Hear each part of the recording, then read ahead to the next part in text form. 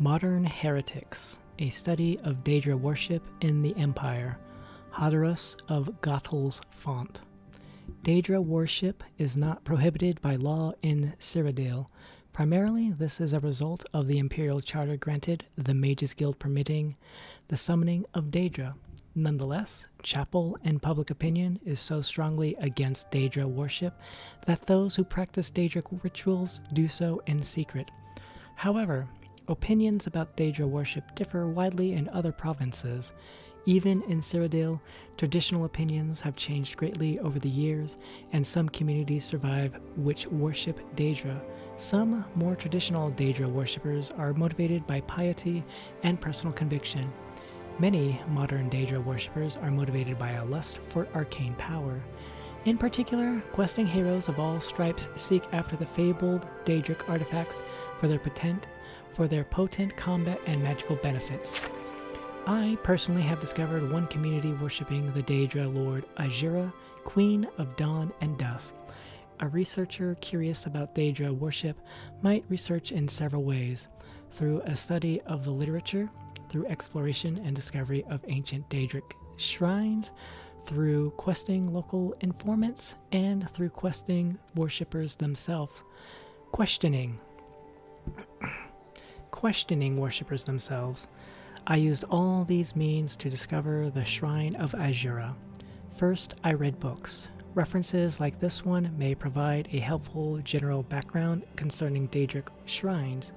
For example, my researches led me to understand that in Cyrodiil, Daedric shrines are generally represented by statues of Daedra lords, are generally situated in wilderness locations far from settlements, that each shrine generally has associated with it a community of worshippers, often referred to as a coven, that shrines have associated with them a particular time, often a day of the week, when a Daedra lord might be solicited, that Daedra lord often will not deign to respond unless they regard a petitioner of sufficient prowess or strength of character, that they will only respond if given a proper offering, the secret of which offering often known only to the community of worshippers, and that, in return for the completion of some task or service, the Daedra lords will often undertake to offer an artifact of power to a successful quester. Then I questioned locals with an intimate knowledge of the wilderness. Two classes of informants I found especially useful: well-traveled hunters and adventurers who might come across shrines in their travels, and scholars of the Mages Guild.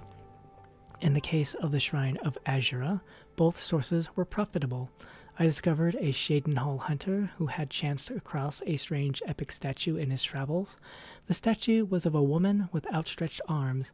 In one hand she held a star, in the other hand she held a crescent moon.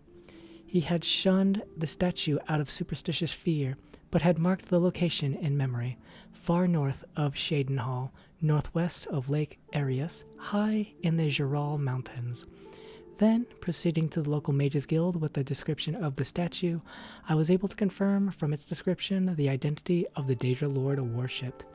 Having discovered the location of the shrine, I visited it and discovered there the community of worshippers.